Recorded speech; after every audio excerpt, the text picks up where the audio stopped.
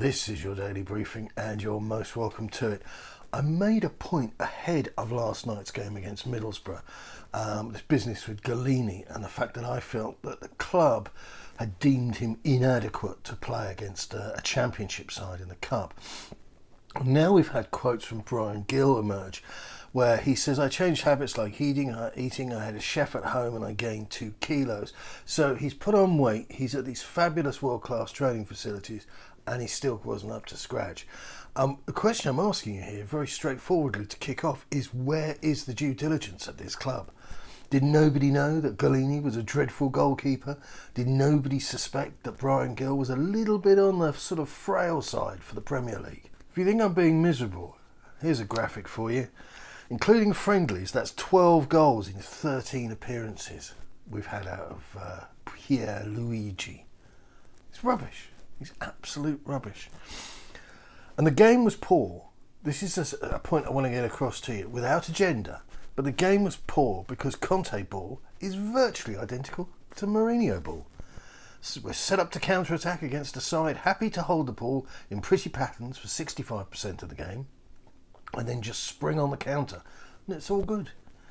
But should we play somebody who wants to press you a bit more workmanlike, a little less Man City shaped, perhaps? We fall apart. Except for Mourinho didn't inflict Harry Winks on us. A midfield 2 of Winks plus anyone is a complete non-starter, and yet we're fed all this tripe about Winks being homegrown and one of our own. If Winks is one of our own, he should be put in an attic room when anybody comes round the house. Like with Deer, like with Dele Alli, these guys are leftovers, and if they had ever been any good, then they would have been sold. And the rest lack ambition. I can understand Sonny to a degree. He's living the large dream, South Korea's big Premier League star, and he's got the global sort of presence and status of a rock star. You know, for him, it's all good. But Harry Kane is a clueless nice guy. Another image. Look at the expression on his face. He doesn't know what he's doing. No medals, no sense of direction.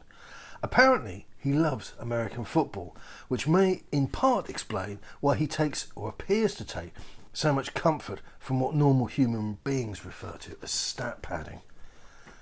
Another graphic. The disingenuous idea that you can get good tunes out of a broken piano simply by endlessly hiring different pianists has to stop. The players with the rings around them, that's right, they were also involved in the game at Tottenham against Moura in the Europa Conference League, where we lost. And we didn't just lose, we played horribly. For me, one January window was never going to provide the required improvements that might make Spurs whole again. But neither were sufficient numbers of the old guard moved on. Harry Winks and others have simply run their course at Tottenham. And it would serve everyone's best interest to start blooding 1 or 2 of the Tottenham Academy players. At least the youngsters have plenty of credit left in the bank. It's difficult to believe that a more experimental side would have fared any worse against Middlesbrough last night. But then Levy definitely wouldn't be able to charge what he wants to charge. Suddenly, is it dawning on the, why are you so negative mugs out there that beating Leeds wasn't the second coming of Christ? It was a suicide note. Everton are up next.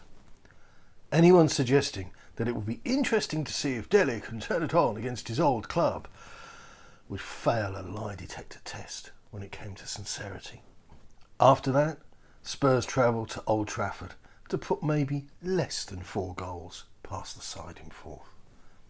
Good luck. Keep it on.